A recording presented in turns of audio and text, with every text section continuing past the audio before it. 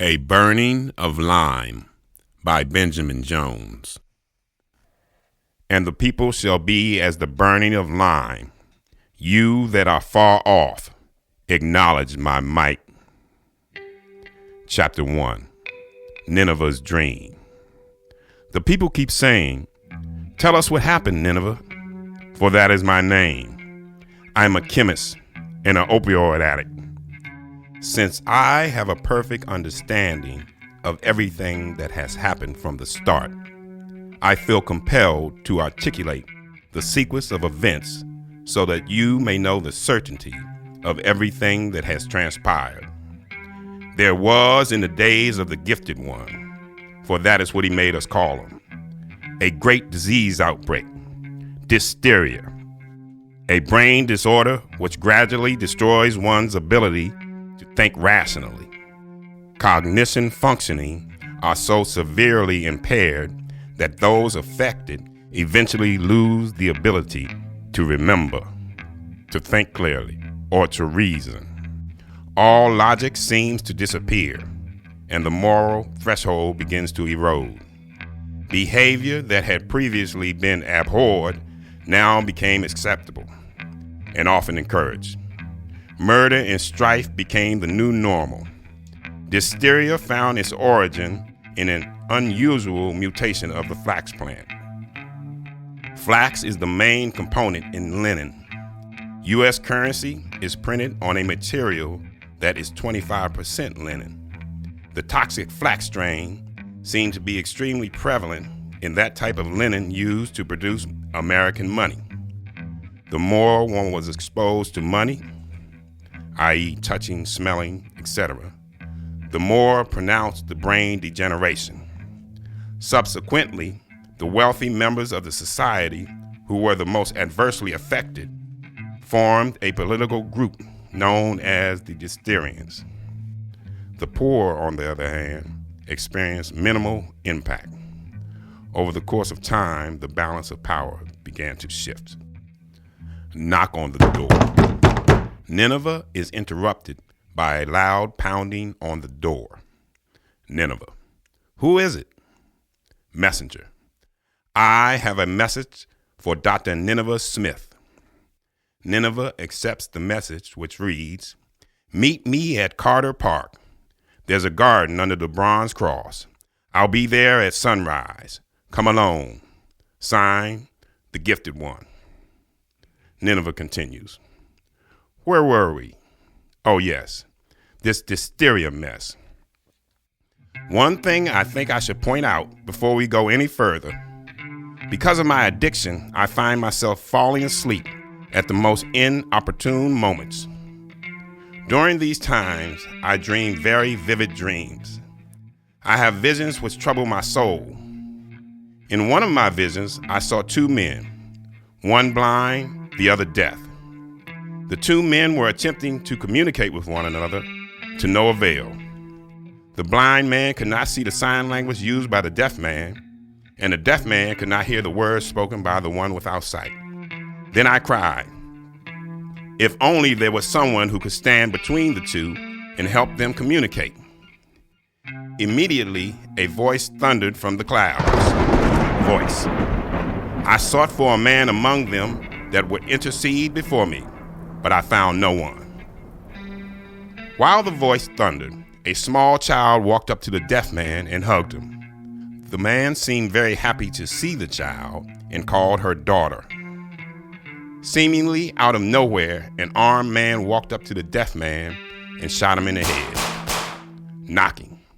Again, Nineveh is interrupted by a loud pounding on the door. Who is it? Questioned Nineveh. My name is Josiah. I have been sent to interpret your dream. Okay, responds Nineveh. Josiah begins. The interpretation of the dream is this. The two men in your dream are two political forces. The deaf man represents the gifted one. The blind man represents the Dysterians. The child represents the citizens of our nation, and the intercessor that could not be found is me. There will be an assassination attempt on the gifted one, which will be observed by all. It is for you, Nineveh, to remain focused on what you know to be true. Be very discerning, for things are not always as they appear. With that, Josiah turns to leave. Footsteps. As he was making his departure, he bumps into a tall man with a noticeable scar on his face. His name is Rooster Johnson. "Please excuse me," said Josiah. "My apologies," replies Rooster. "Rooster, so good to see you, my brother," exclaims Nineveh. "I wanted to stop by before I made my way to the rally. You know, the Assyrians are protesting the Gifted One's speech. We're going to counter-protest. You want to come?" asked Rooster.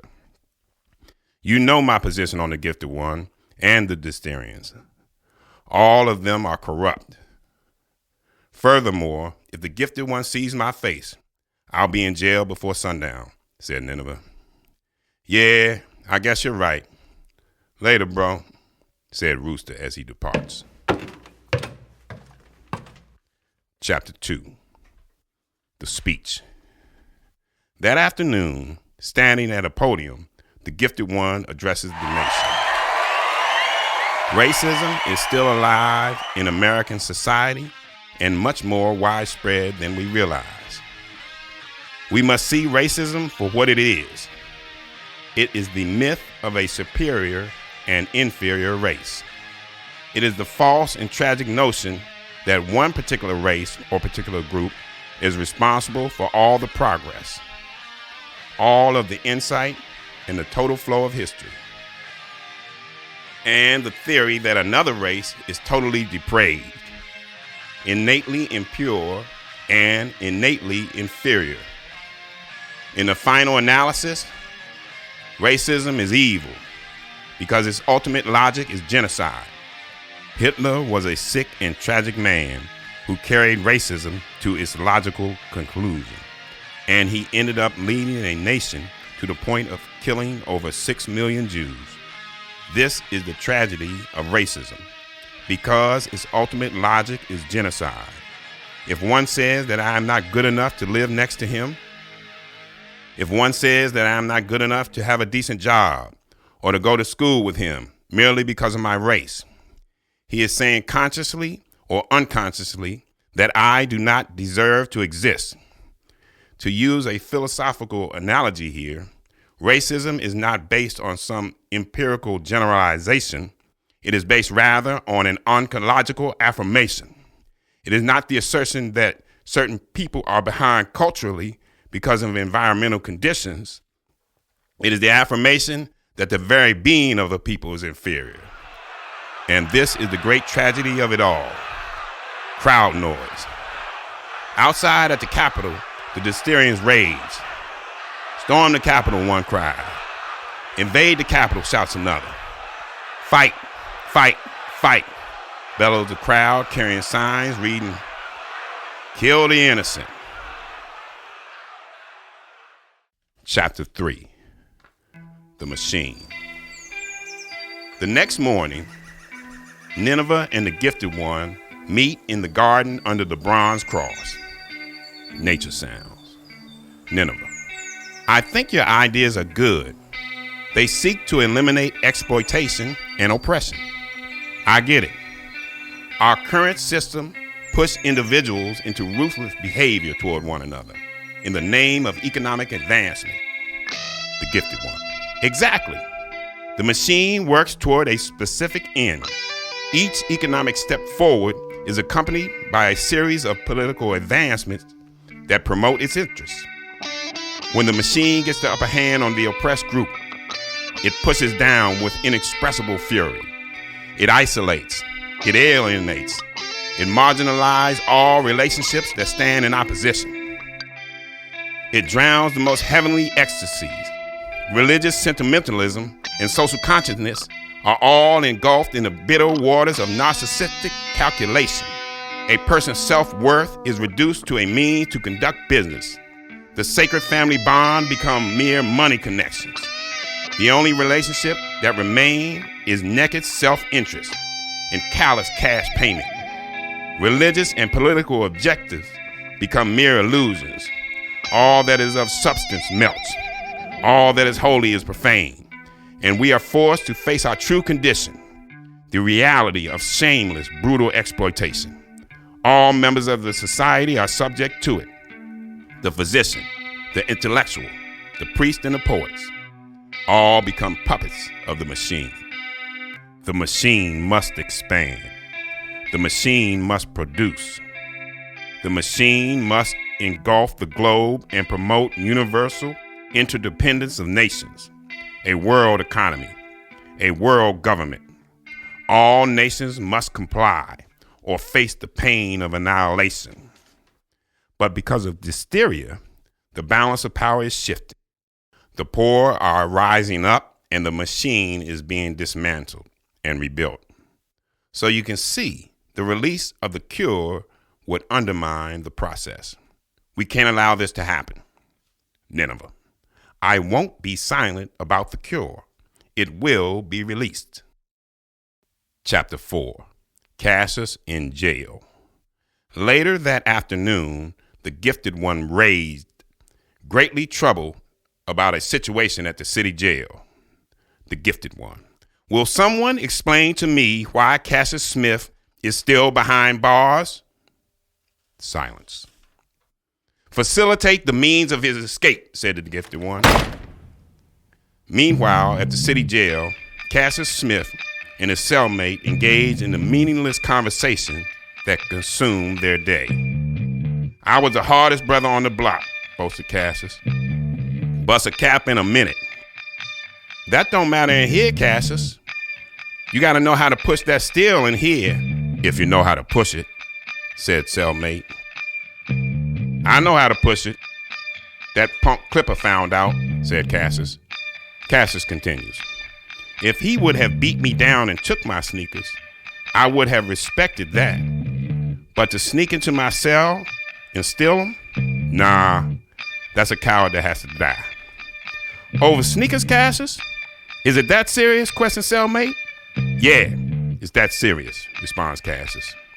Without any warning, all the electricity at the city jail shuts down. Minutes later, the generator kicked on and power was restored. This was just enough time to get Cassius in the back of a city ambulance and ultimately out of incarceration. As the vehicle speeds away from the facility, a conversation ensues. Secret Service agent addressing Cassius.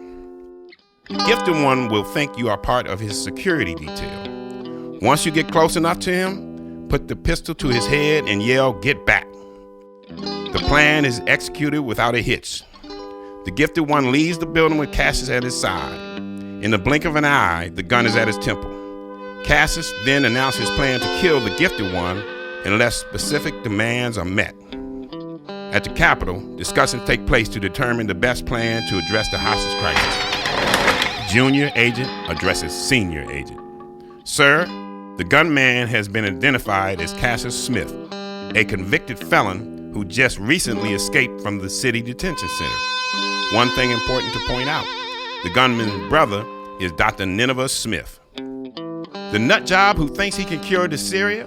Questions senior agent. That's the one, responds junior agent. Get Dr. Smith over here now. Chapter 5. The Betrayal. Arrangements are made for the release of the gifted one. In a small room a half-mile from the Capitol, Dr. Nineveh Smith, Cassius Smith, and a host of agents meet to discuss the release of the gifted one.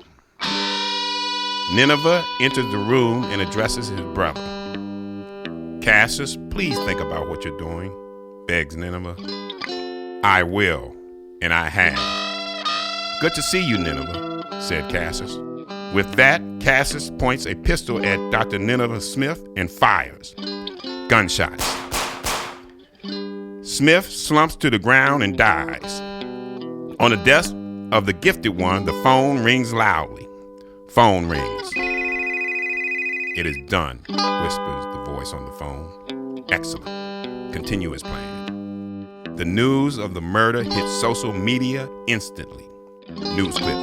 This just in, controversial scientist and infectious disease pioneer Dr. Nineveh Smith has just been shot and killed. No specific details are available. At the crime scene, medical personnel and detectives flood the building as the coroner takes Nineveh Smith to the morgue. The next morning, a turn of events occur which takes everyone by surprise. Dr. Nineveh Smith, who had been pronounced dead at the crime scene, had been spotted walking on the street by multiple witnesses. Moreover, Smith was seen leaving the morgue with Josiah. Josiah is immediately called in for questioning. Police commissioner: Sir, would you care to explain how a dead man walked out of the morgue with you? Josiah: As the father quickens the dead, so shall his children quicken whom they will. Commissioner: What does that mean? Are you claiming to have power to raise the dead? Josiah: When it is evening, you say it will be fair weather, and in the morning it will be stormy today, for the sky is black. You know how to interpret the appearance of the sky, but you cannot discern the sign of the times.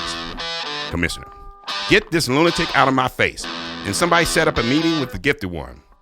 With that, the commissioner slams the door and departs. Josiah stands in the room alone. Chapter 6. Rooster Johnson. Rooster returns home to a warm reception. What a wonderful life he has. By the way, Rooster is an agrarian, a horse guy. Many horses, much land, and many children. His youngest, Abigail, runs to greet him. Abigail: The horses are ready for the fair, Daddy. Rooster: Great, little one. Let's load them in the truck and head to the fair. Abigail: They are going to be the best horses at the fair. I love you, Daddy. Rooster: I love you too, little one. As Rooster and Abigail head to the fair, a great earthquake occurs. The ground splits open, and the vehicle with the horses topple. The gates fly open, and the horses break free. Because they had been confined for so long, once an outlet was given, the beast burst forth with inconceivable fury.